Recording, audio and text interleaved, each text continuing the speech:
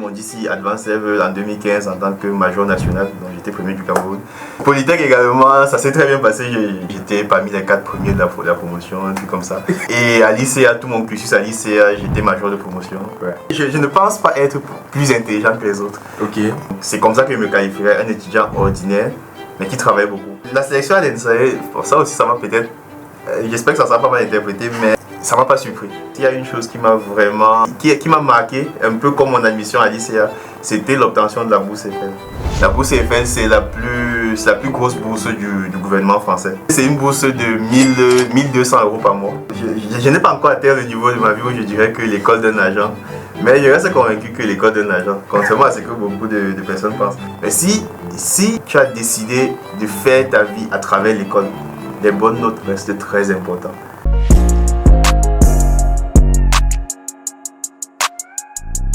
Bonjour et bienvenue sur Au-delà des frontières, le canal d'expression privilégié des personnes de la diaspora. Ici, nous abordons plusieurs thématiques d'ordre académique, professionnel, social et culturel. Donc, sur la chaîne, vous pourrez voir, nous avons traité plusieurs vidéos qui traitent de cette thématique-là. Donc, si vous êtes nouveau sur la chaîne, n'hésitez pas à vous abonner et à aller voir ce que nous avons fait. Et si vous nous suivez depuis, n'hésitez pas à continuer à nous donner de la force en repartageant. Et puis, c'est comme ça que nous allons évoluer, car ensemble, on va plus loin. Aujourd'hui, nous sommes avec Daniel, un jeune Camerounais passionné de mathématiques, il a un brillant parcours.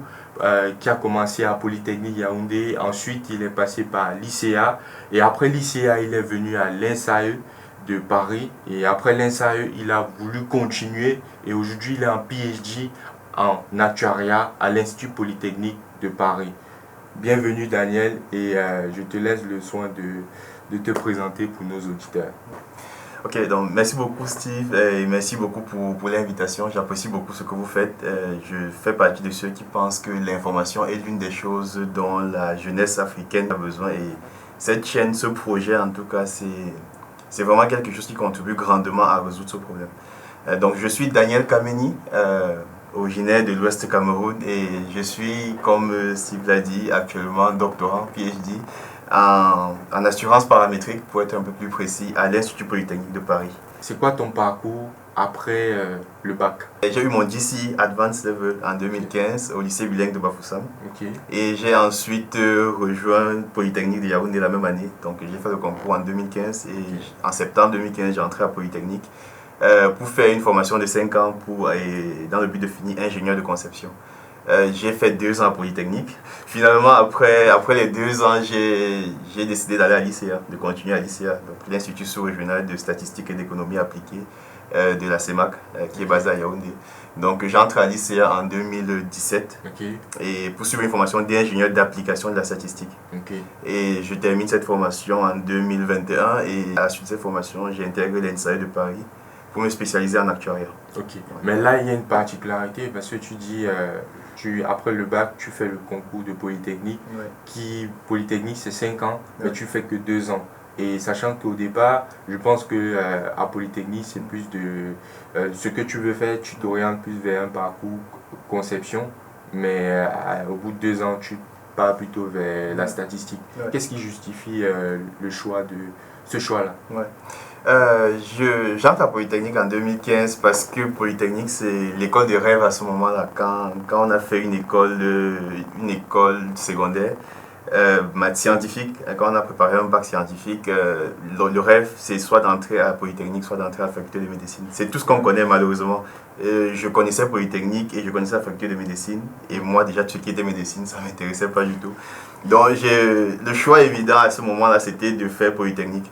Pas parce que ça me passionnait particulièrement, je savais que l'objectif c'était de faire Polytechnique et de devenir pilote de ligne après. C'était ça le rêve. Mais à côté passion, je ne connaissais rien d'autre. Et je savais juste que si j'ai réussi à faire ça et que je deviens pilote de ligne, alors j'aurai beaucoup d'argent. Et ça s'arrête là. Entre-temps, j'avais quand même entendu parler des lycéens. J'ai un oncle un peu éloigné qui a fait l'ICA. Et ça, je sens te couper, désolé. Tu entends parler de l'ICA durant tes débuts à Polytechnique ou même avant d'arriver à Polytechnique? Avant d'arriver à Polytechnique, c'est-à-dire au lycée, j'ai entendu parler de l'ICA vaguement, comme je disais, à travers un oncle un peu éloigné. On savait qu'il a fait l'ICA, il était un grand cadre au ministère de l'économie. C'était tout. On connaissait un peu comment est-ce que le système de l'ICA fonctionnait et je m'étais brièvement renseigné avec quelques camarades de classe. Mais pas plus que ça, puisque de toute façon, l'accès à l'information, c'était pas comme aujourd'hui. C'est aussi pour ça que j'apprécie beaucoup ce que vous faites. Nous, on n'avait pas beaucoup d'informations et le peu qu'on avait, on essayait d'utiliser ça au mieux. Donc, en même temps, avec le vibe de Polytechnique, comme on dit souvent, on a un peu mis l'ICA de côté. Et c'est comme ça que je me retrouve à Yaoundé en 2015. Et l'avantage justement d'être à Yaoundé, c'est que ça m'a permis d'avoir plus d'infos sur la statistique de façon générale, sur l'ICA à travers des personnes que je rencontrais là-bas, ou alors quelques personnes qui avaient fait comme moi, qui étaient passées par Polytech et qui étaient allées à l'ICA et on se posait la question, mais pourquoi? Qu'est-ce qu'il y a de ce côté? Et ça m'a poussé à continuer avec les recherches que j'avais plus ou moins entamées au lycée sur qu'est-ce que la statistique, qu'est-ce que l'économie. Et c'est comme ça qu'en creusant davantage, je commençais à me dire, bah, c'est peut-être pas mal. J'ai l'impression que j'apprécie beaucoup ce qui s'y fait. Et en même temps, mon parcours à Polytechnique me donnait l'impression que j'étais là parce que j'avais reçu le concours, mais pas plus que ça. Il n'y avait pas vraiment de passion à faire ce que je faisais à Polytech. C'était bien, j'aime beaucoup les maths, la physique, l'informatique et tout. Ça, il n'y a pas de doute dessus. Mais là, en termes de passion, en termes de perspective, honnêtement, je n'ai pas vraiment réussi à développer ça à Polytech. Et à côté, il y avait la stat qui commençait à m'attirer petit à petit. Donc, à un moment donné, je me suis dit, bon, je vais faire le concours des lycéens. Si je réussis le concours, je vais mettre les deux sur la table et je vais réfléchir. Si je ne réussis pas, bon, c'est pas grave, je suis à Polytech, je vais essayer de continuer en espérant que je pourrai développer un vrai amour pour ce que je suis en train de faire au fur et à mesure que j'avance. C'est vrai que dans notre mentalité, justement en Afrique, et c'est aussi peut-être un problème, c'est que la passion, c'est pas quelque chose qu'on met en avant. On met plus en avant la suivi. Oui. Il faut faire une grande école pour s'en sortir. Ouais, c'est le contexte. Exactement. Que tu aimes ou pas, c'est pas très grave. Mais tant que tu arrives à avoir un bon travail après tout. Donc à un moment donné, je me suis dit, si je ne réussis pas le concours, je vais dans cette optique, je finis pilote de ligne en espérant que ça se passe bien, parce que ça aussi, ce n'était pas garanti. Il fallait ensuite faire la SECNA ou une école d'aviation. Donc c'est comme ça que je fais le concours en 2017, donc 2 ans plus tard. Et en grande partie motivé par l'une de mes camarades qu'aujourd'hui j'appelle ma marraine, qui est ma marraine de toute façon, puisqu'elle a été ma marraine à l'ICA, qui a fait le concours 1 an avant moi. Donc à travers elle, je découvrais encore un peu plus par rapport au fonctionnement de l'école et également par rapport au concours, comment ça se passe et qu'est-ce qu'il faut faire pour pouvoir bien préparer son concours, quoi. Donc je fais ce concours, je me souviens justement avoir eu les résultats le 30 juin 2021. C'est précis. Ouais, exactement. C'est une date à ne pas oublier parce que honnêtement, je suis anglophone. Tu vois. Le concours des lycéens, c'est mathématiques et français. Et bah, c'est vrai que oui, en maths, il n'y a pas de problème. En français non plus. Je pense que le français, je n'étais pas nul en français à l'époque. Mais par rapport à des francophones qui se préparent pour le concours depuis 4 ans, 5 ans, j'ai des camarades qui se préparaient, qui ont fait le concours 4 fois avant de réussir.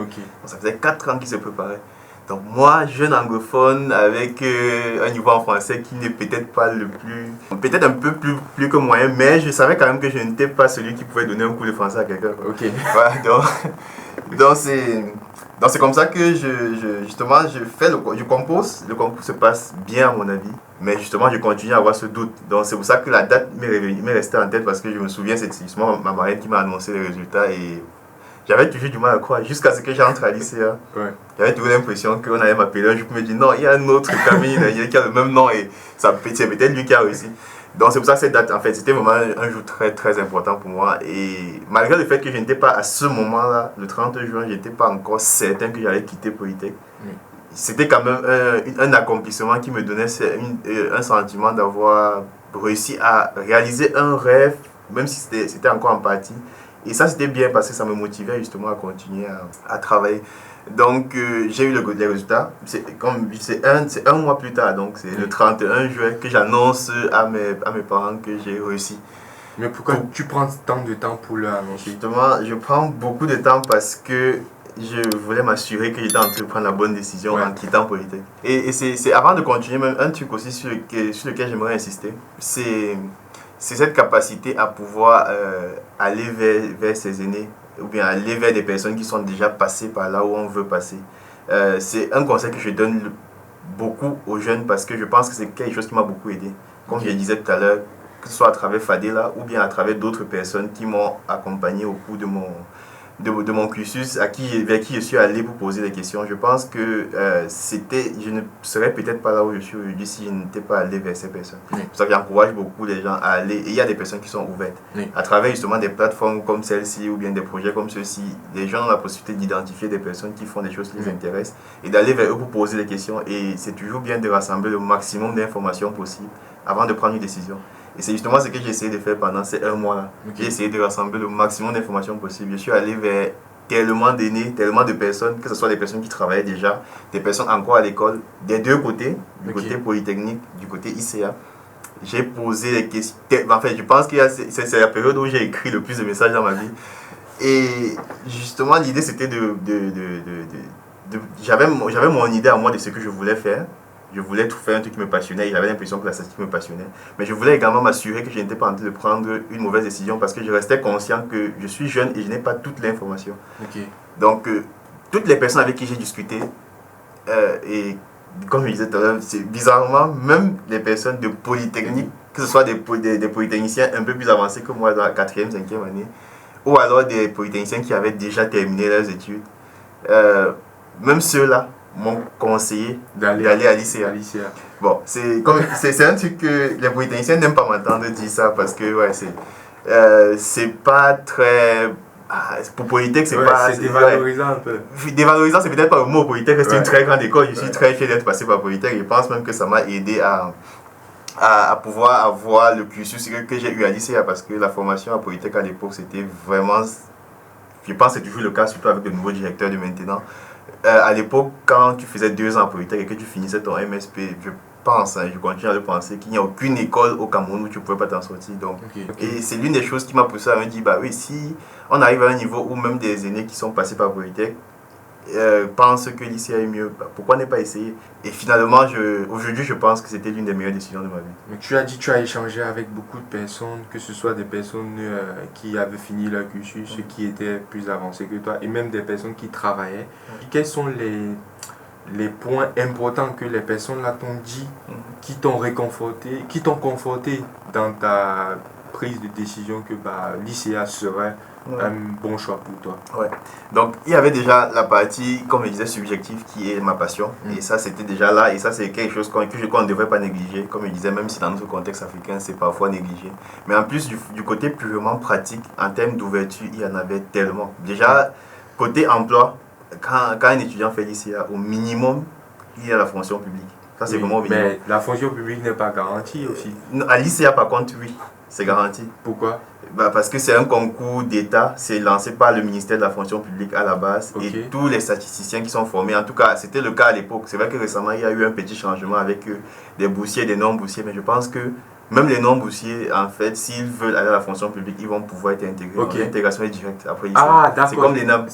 ENAM, c'est comme l'ENAM de l'École nationale d'administration et de magistrature, ou même l'ENS, ceux qui sont professeurs de lycée. Donc c'est pareil. C'est exactement pareil. À l'ICA, justement, comme il disait, le minimum c'est la fonction publique parce que c'est garanti. C'est vraiment intégration directe, il suffit de demander et on l'a. Et en plus de ça, il y a tellement d'autres ouvertures dans les organisations internationales, dans les grandes banques privées, dans les grandes entreprises privées. Il y en a énormément. Moi, par exemple, j'ai fait mes 2 stages au programme alimentaire mondial et c'était excellent. Je pense que c'était l'un des stages que j'ai le plus apprécié jusqu'à présent. Donc, côté ouverture, il y avait ça. Il y avait également beaucoup d'ouverture sur le plan international. L'ICA, c'était une école, déjà à cette époque-là, qui offrait déjà beaucoup de possibilités pour les étudiants d'aller se perfectionner à l'extérieur, que ce soit au Canada ou en France, ou alors même dans les pays encore plus anglophones comme l'Angleterre et les États-Unis. Donc ça il y avait ça. Et il y avait également le fait qu'à ce moment-là, je découvrais un peu ce qu'étaient les organisations internationales. Et ça, c'était un truc, ça faisait rêver, mine de rien, notamment le PAM, le programme alimentaire mondial. mondial. Ça faisait rêver et à ce moment-là, en tout cas au moment où j'entre à l'ICA, c'était l'un de mes objectifs de me retrouver dans une organisation internationale. Ok. Disons que même jusqu'aujourd'hui, c'est pas complètement abandonné comme objectif. Ce n'est même pas abandonné du tout parce que je pense que si une option devrait se présenter à moi, je la saisirais de toute façon. Donc c'était un mélange de tout ça qui m'a fait décider d'aller à l'ICA. Mais je précise que de toute façon, Polytech également avait beaucoup des trucs à peu près similaires. Ok. Il y avait également des ouvertures et à l'époque, il y avait un début de partenariat qui commençait à se créer entre Polytech et d'autres écoles internationales. D'accord. Mais il y avait une certaine composante déjà de passion que je n'arrivais pas à développer à Polytech. Et j'avais une impression, c'est subjectif, ça n'engage que moi, qu'il y avait une certaine certitude à l'ICA qu'il n'y avait pas à Polytech. Et Ok. ça m'a plus ou moins, en mélangeant avec les conseils que j'avais reçus, ça m'a amené à prendre la décision finale de quitter Polytech.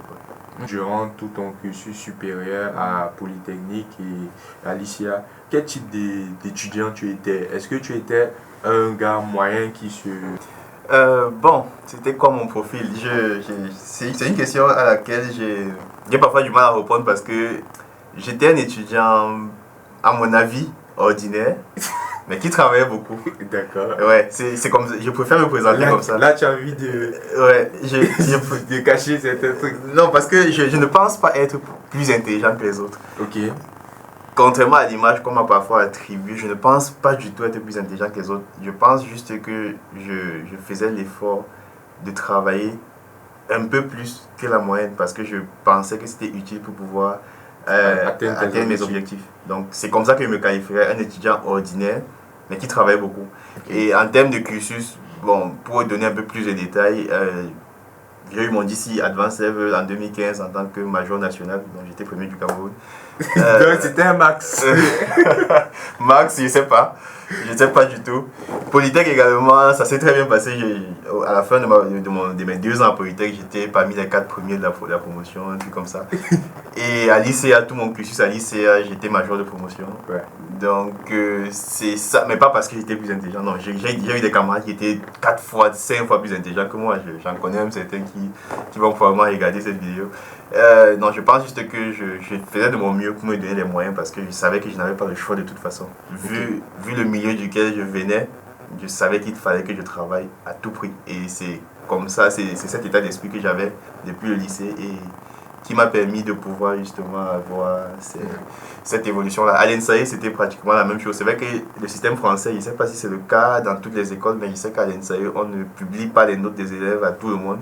Ok. Je pense que c'est pour éviter justement des discriminations et tout. Contrairement à l'ICA où on affichait. Je pense même chez moi à l'ESCOM, c'est pareil. Ta note, c'est pour toi. C'est pas, Exactement, elle n'est ouais. pas divulguée. Oui, mais par contre, là où ça s'est très bien passé, je n'ai jamais eu moins de CS de moyenne pendant mon parcours à l'ENSAE. Donc, c'est. Donc, en gros, tu étais un max. C'est vrai, oui, tu dis tu es un étudiant ordinaire qui bossait plus que, mais tu étais un max.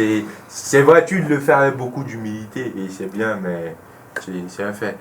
Donc, ça fait que là, tu finis l'ICA. Donc, tu as ton diplôme de statisticien à l'ICA. Ingénieur d'application de la statistique. Ok, et à l'ICA. Et après, tu viens à l'INSAE, de Paris. dans l'INSAE de Paris. Là, c'est pour venir faire un master. Oui, c'est pour venir faire une formation d'ingénieur. Ah. Mais une formation d'ingénieur, mais je suis admis directement en Master 1. Bon, je pense que c'est assez courant de ces derniers, parce qu'à l'époque, c'était pas ça. À l'époque, ceux qui venaient des lycéens, et il y avait certains qui étaient admis en licence 3. Et d'autres en Master 1 en fonction des notes, je pense, un truc comme ça. Parce que justement, le partenariat avec l'ICA, le partenariat que l'INSAE a avec l'ICA, c'est un partenariat où les 2 majors de promotion, 2 à 3, ça dépend des années, viennent continuer à l'INSAE. Donc c'est un peu ça. Et je sais qu'à l'époque, justement, il y avait cette distinction. Mais là, ils doivent avoir enlevé ça parce que depuis quelques temps, tous ceux qui viennent sont admis directement en Master 1. Donc ils font 2 ans. Et ils finissent avec un diplôme d'ingénieur de l'INSAE. Ok, d'accord. Ouais. C'est vrai qu'il y a également la possibilité d'entrer à l'INSAE en master spécialisé, mais ça c'est autre chose. Ok. Moi j'ai fait le cursus ingénieur.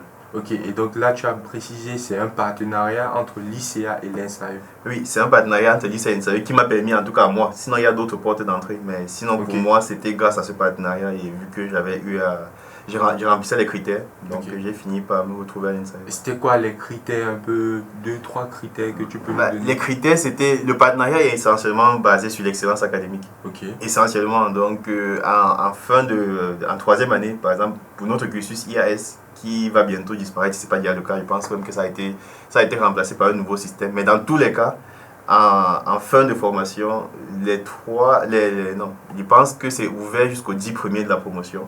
de Des l'ICA. lycéens. Oui, Ok. ils font un dossier, ils envoient à l'INSAE à travers la direction des études des lycéens qui fait une première sélection, une présélection. Ok. Et ceux qui sont présélectionnés passent des entretiens pour pouvoir tenter d'avoir une admission à l'INSAE. Mais en gros, de ce qu'on observe, en tout cas, ceux qui sont retenus en général, ce sont ceux qui sont dans les 3, les 4, les 5 majors de promotion. Ok. Parce qu'il y a également un partenariat plus ou moins identique avec l'INSAI de Rennes. Donc, la sélection se fait en général ensemble et on prend un package de, je crois, 5, 6, 7 étudiants et on les repartit entre ces deux écoles. Et c'était quoi? Comment tu t'es senti lorsque tu as été sélectionné à l'INSAE et c'était quoi ta réaction en étant au Cameroun quand tu apprends? Bon, la sélection à l'INSAE, ça aussi ça m'a peut-être, j'espère que ça ne sera pas mal interprété, mais ça m'a pas surpris. Ok. Je savais que j'allais l'avoir. Ouais, en même temps, tu étais un Max. Bon, Max, oui, peut-être, en tout cas, mais je savais que j'allais l'avoir. Je ne connais pas tout, mais sur la base de mon expérience, je vais tenter de donner un petit conseil. C'est le fait de toujours se projeter à long terme. Ça, c'est très important parce que se projeter à long terme permet de pouvoir anticiper sur ce qu'il faut pour pouvoir atteindre ses objectifs. Et c'est un peu la situation dans laquelle j'étais à l'ICA. C'était dès la première année, on nous a fait comprendre que bon, si vous voulez aller continuer à l'extérieur ou bien aller vous spécialiser à l'extérieur, il va falloir que vous soyez parmi les majors de promotion. Ok. On nous l'a dit clairement dès le départ. Bon, Ouais, donc tu étais en quelque sorte, quand tu rentres, tu es un peu conditionné. Si tu veux atteindre oui, bien cet sûr, objectif-là, si tu veux. Ouais. il faut que tu fasses ceci. Exactement. Ouais, c'est si tu veux. Bah, évidemment, il y a des personnes pour eux et ça se respecte. Moi, j'ai des camarades aujourd'hui qui sont au ministère des Finances et ils sont en train d'avoir la carrière de leur rêve. Leur objectif, c'était de finir au ministère des Finances. Ok. Donc, c'était pour ceux qui voulaient. C'était vraiment ceux qui voulaient et qui avaient cette envie d'aller se perfectionner. Et je faisais partie de ces personnes-là. Donc, j'ai dès le départ commencé à travailler avec cet objectif-là. Et dès la première année, mes notes allaient dans ce sens. Ouais. Donc, avant d'arriver en troisième année, vraiment, il n'y avait pas de gros doute. Ouais, il n'y avait pas de gros doute. Je pense que dans le pire des cas, je me serais peut-être retrouvé à l'INSAI et À Rennes plutôt. Mais ça, c'était vraiment dans le pire des cas. Mais ouais, pour l'admission à l'INSAI, ça, c'était pas une grande surprise. Par contre, cette même période-là, s'il y a une chose qui m'a vraiment qui m'a marqué, un peu comme mon admission à l'ICA, c'était l'obtention de la bourse Eiffel. Ok. La bourse Eiffel, c'est la plus grosse bourse du gouvernement français. D'accord. Ouais. C'est l'une des bourses du gouvernement français, parce que ce n'est pas toutes les bourses Oui. en France qui sont des bourses du gouvernement français. Et le statut de boursier du gouvernement français donne certains avantages supplémentaires et tout. Ok. Donc c'est une bourse d'excellence et normalement ce qui se passe c'est que les écoles qui ont sélectionné des étudiants étrangers dans les pays hors de la France peuvent à leur propre discrétion choisir des candidatures en général également basées sur l'excellence qui vont présenter à la commission Eiffel pour tenter d'obtenir des bourses Eiffel. Et justement, j'avais été sélectionné pour présenter ma candidature. À l'époque, je pense qu'il se basait, je ne sais pas si ça a changé, mais je ne pense pas. Il se basait uniquement sur les notes et sur le projet professionnel pour pouvoir présélectionner des candidatures. Donc, j'ai fait un dossier et j'ai postulé. Et je viens d'une famille qui modeste, si on va dire ça comme ça. Et avoir cette bourse-là, c'était vraiment quelque chose ça me facilitait énormément la tâche. C'est quoi le financement de l'INSAE quand tu viens de l'ICA du Cameroun et tu fais l'INSAE de Paris? Comment est-ce que tu finances tes études? Oui, à la base, il y a une bourse du GENES, du groupe des écoles d'économie et de statistique, du groupe national, oui, des écoles nationales d'économie et de statistique. C'est un groupe En France? En France, oui, Ok. qui finance les étudiants étrangers, en tout cas les étudiants des lycéens, D'accord. ou bien des écoles de statistique en tout cas, qui viennent continuer leurs études en France. Et cette bourse, c'est une bourse qui se rapproche plus des bourses à caractère social. D'accord. Et donc, c'est une bourse partielle, d'une certaine façon. En tout cas, ça paye la scolarité de l'étudiant. Totalement ou partiellement? Ça paye totalement la scolarité de l'étudiant, Ok. et ça lui donne une certaine somme pour pouvoir survivre. Ok. Mais cette somme n'est pas conséquente, c'est une somme, et l'étudiant de toute façon est censé avoir une caution. Ok. Mais pas la même caution de 615 euros De l'AVI. de l'AVI. C'est un peu moins que ça parce que la bourse justement prend une déjà partie. ta scolarité Et une partie également de tes frais de subsistance mensuels. Donc, oui, donc il y a cette bourse-là de base. Et maintenant, ceux qui ont la bourse Eiffel, c'est une autre bourse. Ok. Ça remplace celle-là, mais c'est pas grave. Ça remplace. Ça Ok. remplace, mais c'est vraiment une grosse bourse. La bourse Eiffel, c'est une bourse ça paye la scolarité également. Ok. Et sachant que la scolarité à l'INSAE, elle est de combien? La scolarité à l'INSAE, c'est un peu moins de 2000 euros. Je crois que c'est 1800. Je pense pas que ça allait augmenter. Ok. Il y avait des rumeurs comme quoi ça allait augmenter, mais à l'époque, c'était 1805. Donc, la bourse Eiffel, comme la bourse du Jeunesse, ça paye la scolarité. La bourse, c'est une bourse de 1200 euros par mois Ok. que l'étudiant reçoit. Ça, c'est. On a à payer tes études. Après avoir payé les études et tout, Tu as 1200 euros pour l'étudiant a fréquenter. 1200 euros pour fréquenter. Donc, et Ça va. ce n'est pas tout parce Ok. que ça prend également en charge les frais de voyage. D'accord. Donc, c'est eux qui payent le billet d'avion, c'est eux qui payent tout ce qui est assurance quand tu viens d'arriver en France Ok. et tout. Donc, c'est vraiment tout est pris en charge. À l'époque, même, je pense qu'ils ont supprimé ça il y a quelques temps, mais à l'époque, il y avait même une aide supplémentaire au logement. Ok. Donc, en plus des 1200 euros, l'étudiant pouvait postuler pour avoir, je crois, 120 euros supplémentaires pour D'accord. pouvoir amortir son loyer. Ouais. Donc, vraiment, c'était. Et également, comme je disais, ça donne le statut de boursier du gouvernement français. Ok. Donc, ce qui ouvre les portes à toutes les réductions qu'on connaît pour les boursiers, que ce soit le tarif à 1 euro aux courses ou alors les frais de loyer également Ok. qui sont parfois réduits pour des boursiers du gouvernement français. Donc, il y a tellement de choses qui rentrent dans ces cases. Et c'est pour ça que je dis toujours, je n'ai pas encore atteint le niveau de ma vie où je dirais que l'école donne l'argent. Mais je reste convaincu que l'école donne l'argent, contrairement à ce que beaucoup de personnes pensent. Et pour ça, il faut travailler. Ok. Il faut travailler et j'insiste beaucoup. C'est pour ça qu'au départ, je disais que je ne pense pas être un étudiant particulièrement intelligent, mais un étudiant original qui travaille beaucoup. Parce que je pense que ces notes qui m'ont permis d'avoir cette bourse, par exemple, n'importe qui aurait pu les avoir. Ok. Et il suffisait juste de se donner les moyens et de se donner les moyens sur le long terme. Parce que c'est une accumulation de bonnes notes sur 4 ans qui ont permis d'avoir ça. C'est pas juste un truc que... C'est la constance. En Ouais. fait. La constance est très important et c'est vraiment un truc que j'encourage beaucoup d'étudiants à faire. C'est vraiment de ne pas se... Parce qu'on a parfois cette impression que bon, ça va, 5 ans c'est loin. Ça ne sert à rien de se casser la tête maintenant pour quelque chose qui va arriver dans 3, 4, 5 ans. Mais c'est exactement ce qu'il faut faire. Parce que nous sommes jeunes, c'est le moment où on construit nos vies. Et chaque erreur qu'on commet maintenant, chaque opportunité qu'on laisse passer maintenant, il est très fort probable que ça impacte le cours, le chemin que notre vie va prendre sur les 10, les 20 prochaines années. Donc c'est la bourse Eiffel, comme toutes les autres bourses, que ce soit en France, au Canada ou aux États-Unis, tous ceux qui veulent se donner les moyens peuvent les avoir. Ouais. Et donc ça veut dire, vu que tu reviens sur la bourse, là, donc tu as parlé de la bourse de l'organisme des statistiques. Du groupe des écoles nationales de statistiques. Et la bourse Eiffel. Mais ces bourses-là, par exemple, bon, statistique, ça veut dire qu'il faut que tu aies fait une école de statistique pour l'avoir. Oui, celle du jeunesse, mais sinon il y a d'autres bourses. Oui, mais je veux pas aider, je veux mettre pour comprendre vraiment tout le processus pour obtenir la bourse. Donc la bourse Eiffel, est-ce que c'est parce que, comment dire, parce que l'ICA a le partenariat avec l'INSAE? Oui, c'est vrai que c'est une très bonne question. Tu fais ta procédure pour arriver en France, mais c'est pas l'ICA qui te propose à la bourse? Ouais. Comment est-ce que... Ouais, c'est une très bonne question. Déjà, là, justement, je dis que c'est une très bonne question parce que c'est important de préciser que la bourse Eiffel, ce n'est pas que pour les statisticiens. Ouais. C'est ouvert à tout le monde. Donc, dans le cas de la statistique, dans le cas et c'est la procédure dans tous les cas, hein, puisqu'il y a une procédure à suivre par toutes les écoles. Ce n'est qu'une école française qui peut postuler pour un étudiant. Okay. Un étudiant ne peut pas postuler à la bourse lui-même. Okay. Et une école hors de la France ne peut pas postuler à la bourse.